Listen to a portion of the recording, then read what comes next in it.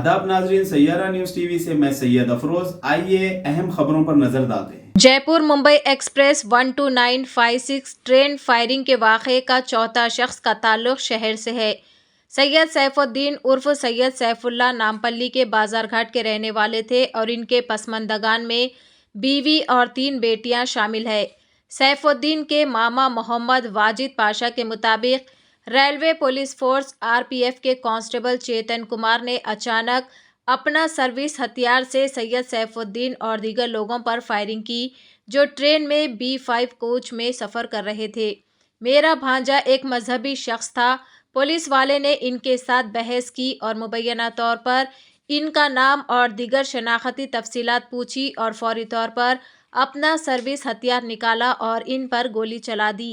हमारे इलाके में खबर फैलते ही कई मुकामी बाशिंदे और रिश्तेदार मंगल की सुबह से ही सैफुद्दीन के घर के करीब जमा होना शुरू हो गए।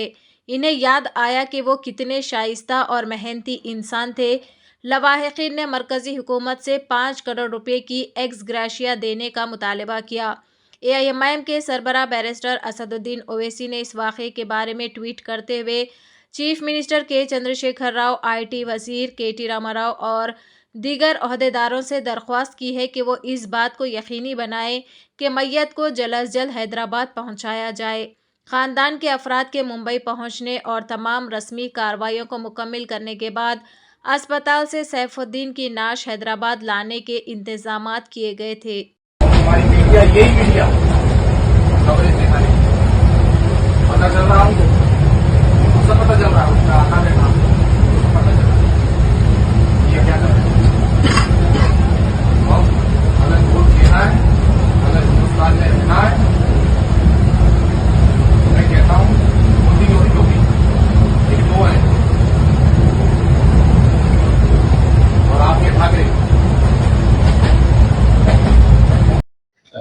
मोहम्मद वाजिद पाशा मरहूम शहीद सैयद सैफुद्दीन का मामू हो।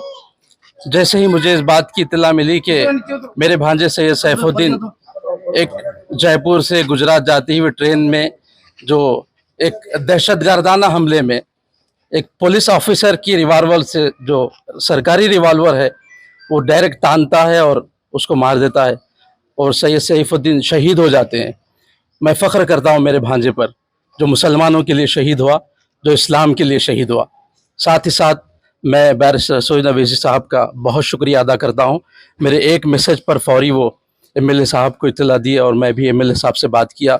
मैं बहुत शुक्रिया अदा करता हूँ मुताल्लिक़ा MLA साहब हमारे जाफ़र हुसैन मेराज साहब नामपल्ली का, जिन्होंने बस मुश्किल से मैं इत्तला देने के 3 मिनट के अंदर हमारे भांजे के हमारे घर पर आए और मैं बतौर ख़ास गवर्नमेंट ऑफ तेलंगाना से, मजलिस इत्तेहादुल मुस्लिमीन से और सरकारी जो बैठे हुए तानिशा, उनसे भी मुतालबा करता हूँ सेंट्रल हुकूमत से, क्यों कि ये सही नहीं है, ये बहुत गलत है।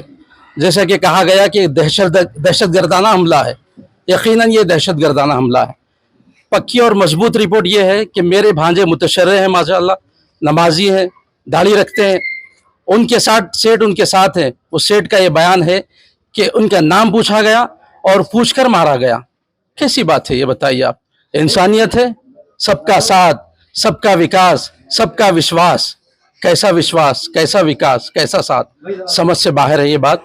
बहरहाल गुजारिश यही है आप हजरात के चैनल के ज़रिए MIM पार्टी से, KCR साहब से, कि 10 लाख इसका कोई बदल नहीं है, कोई बदल नहीं है। हम तो ये बिल्कुल कबूल करने तैयार नहीं है। 3 मासूम, 6 महीने की एक लड़की, 2.5 साल की एक लड़की, 6 साल की एक लड़की है। ये बच्चियों की मुकम्मल तालीम होना चाहिए।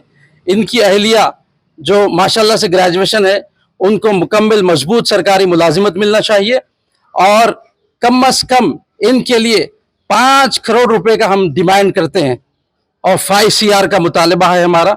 और ये गवर्नमेंट ऑफ तेलंगाना से बतौर ख़ास है कि आप सेंट्रल से, आपसे और जमात से कैसा हो सकता प्लीज़ दिलाइए। ये किराए के मकान में रहते हैं, मामूली दुकान में काम करते हैं, इनके बिल्कुल मुख्तसर सी इनकी गरीबी में ज़िंदगी है। ज़ाती इनको रिहाइश करवाइए, बच्चों की तालीम का मामला है और बैंक बैलेंस है।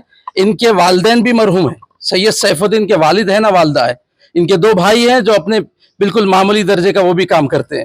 تو میں یہی آپ حضرات سے مطالبہ کرتا ہوں KCR صاحب سے کہ ان کا ماہانہ سورس آف انکم مضبوط ہونا، اگرچہ کہ وہ موت کا بدل نہیں ہے لیکن یہ لوگ اطمینان سے زندگی تو گزار سکنا. میں بہت شکریہ ادا کرتا ہوں جعفر حسین میرا صاحب کا، یہ ساتھی رفقا کارپوریٹر اور سب کا کہ انہوں نے بر وقت فیصلہ کرتے ہوئے مجھے بمبئی بھجانے کا اور میرے 2 بھائیوں کو بمبئی بھجانے کا انتظام کیا ہے. اب ہم لوگ پہنچ رہے ہیں انشاءاللہ تعالی، وہ لائیں گے. اور اس طریقے سے ان کا آبائی وطن بیدر شریف ہے. اور یہ بھی اطلاع دے رہا ہوں میں آپ کو، صاحب کو بھی میں نہیں بول سکا، ان کی آبائی وطن بیدر کو ڈیڈ باڈی جائے گی اور وہاں ان کی تدفین آبائی قبرستان میں ہوگی. اور گزارش یہ ہے کہ صاحب یا صاحب سے متعلقہ لوگ اگر تدفین میں، نماز جنازہ میں اور دیگر امور میں شرکت فرمائے تو باعث تشکر. السلام علیکم ورحمۃ اللہ. تو جیسا کہ آپ نے دیکھا ناظرین کیا ہو رہا ہے دیش اور دنیا میں، اسی طرح کے لیٹسٹ نیوز دیکھنے کے لیے ہمارے چینل کو سبسکرائب کریے، لائک کریے، شیئر کریے اور ہمیں دیجیے اجازت.